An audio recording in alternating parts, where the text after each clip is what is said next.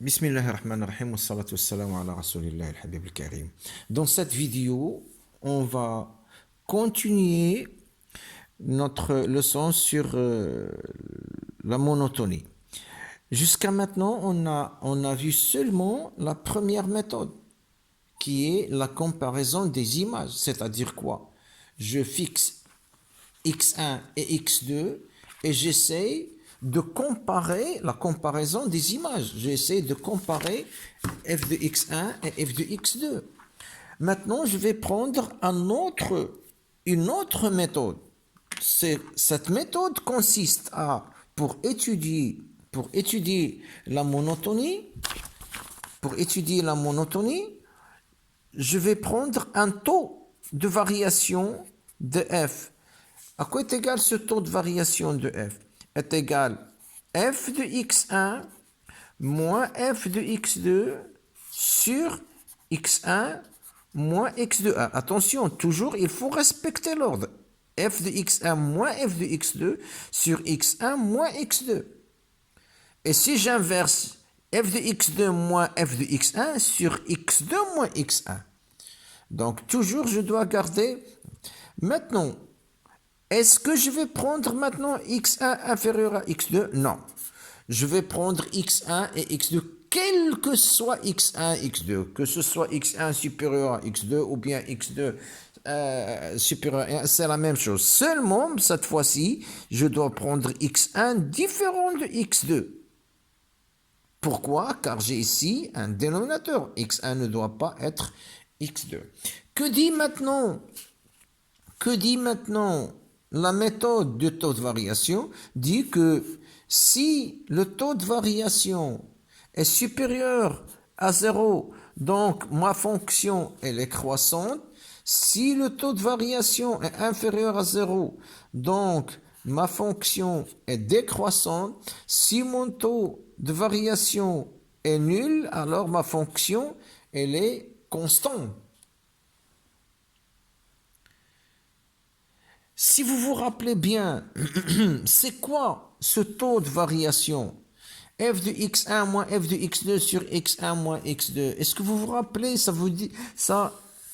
vous rappelle quelque chose? F de x2, f de x1 moins f de x2 sur x1 moins x2. Bon, je vais voir.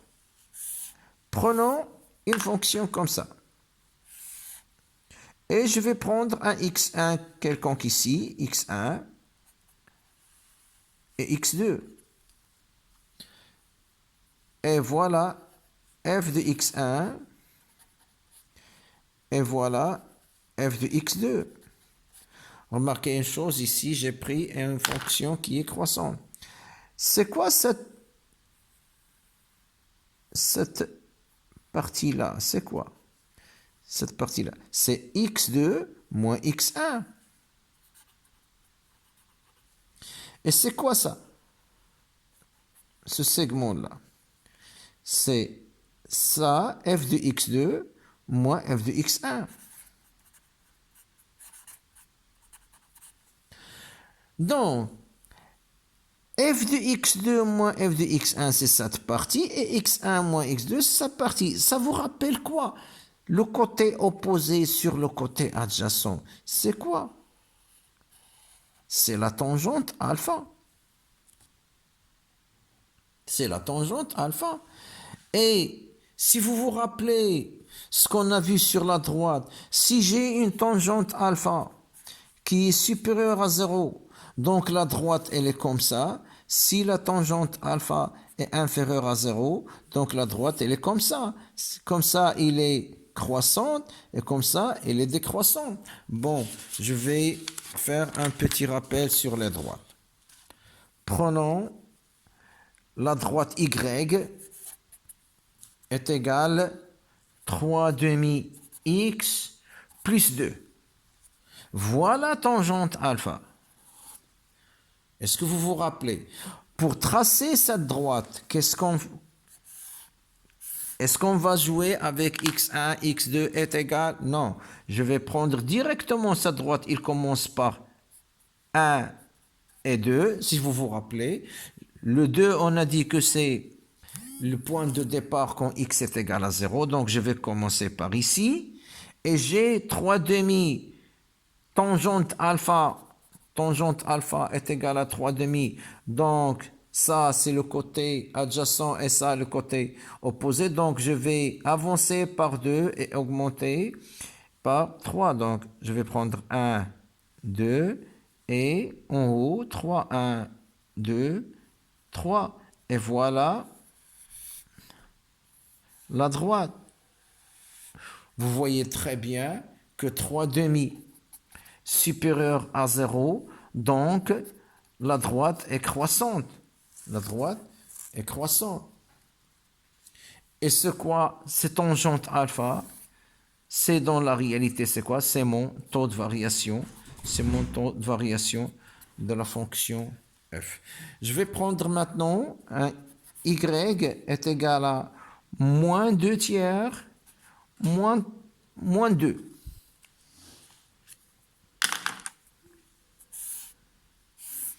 Cette fonction, le point de départ est moins 2. Voilà, moins 1, moins 2. Donc, je vais commencer par moins 2. La tangente alpha ici égale à moins 2 tiers. Moins 2 tiers x. Pardon. Moins 2 tiers x, moins 2. Donc, tangente alpha est égale à moins 2 tiers. Donc, je vais avancer par 3 et en bas par moins 2. Donc, je vais prendre 1, 2, 3. 1, 2, 3, c'est le dénominateur. Et moins 2 en bas, moins 1, moins 2. Et voilà maintenant l'angle alpha ici. Et regardez comment la courbe elle est décroissante. Donc, si tangente alpha, c'est quoi ça? C'est quoi ça? C'est le côté opposé. Et le côté opposé, c'est quoi? C'est f de x1 moins f de x2. Et c'est quoi ça? C'est le côté adjacent. Le côté adjacent, c'est quoi? C'est x1 moins x2. Et même chose, ça c'est le côté opposé. Le côté opposé, le voilà, c'est f de x1 moins f de x2. Et c'est quoi ça? C'est le côté adjacent. Et le côté adjacent, c'est quoi? C'est x1 moins x2. C'est un petit rappel sur les droites. Donc, le taux de variation, ce n'est rien d'autre que la tangente alpha. Et on sait très bien que si tangente alpha est supérieure à 0, si tangente alpha est supérieure à 0, alors la fonction est croissante. Si tangente alpha est inférieure à 0, la droite elle est décroissante. Le taux de variation est f de x1 moins f de x2 sur x1 moins x2. Maintenant, t est positive, signifie que la fonction est croissante. T est négatif, signifie que la fonction est décroissante. Le taux de variation est nul, signifie que la fonction est constante. Maintenant, je vais prendre les fonctions qu'on a déjà vues et qui demandaient beaucoup de travail pour la décomposition ou bien pour la recherche de la forme canonique. On va voir qu'avec le taux de variation, on n'aura plus ce problème-là. C'est-à-dire quoi? Si j'ai une fonction qui comporte, deux membres qui contiennent la variable x, je n'aurai aucun problème avec le taux de variation. Ce n'est pas comme la première méthode de la comparaison des images.